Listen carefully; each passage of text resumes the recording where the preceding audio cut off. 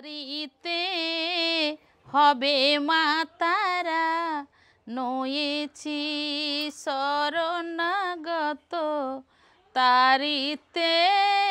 কালীঘাট পটচিত্র হচ্ছে এক সময় হতো কলকাতাতে। তো কলকাতায় প্রতিমা বানানোর সময় কালীঘাট পটচিত্রটা হতো। আমার নাম সানুয়ার চিত্রকর। আমি একজন কালীঘাট পটচিত্র আর্টিস্ট। আমি আমার বাবার কাছে কাজ শিখেছি।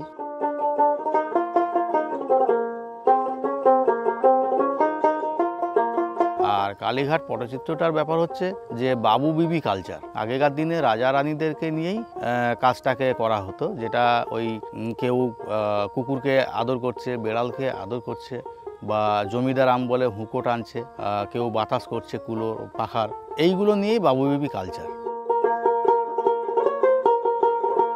কালীঘাট পটচিত্র হচ্ছে 1000 বছর পুরনোর কাজ, মানে পটচিত্র। তো সেইটাকে এখন তো নতুন যুগের মানুষ নতুন কিছু পছন্দ করে। তার জন্য আমি মনে করি যে সমাজের মধ্যে যেই সব জিনিসগুলো ঘটছে বা দেখছি, আমি সঙ্গে সঙ্গে সেই জিনিসটাকে আমি মাথার মধ্যে তুলে নিই।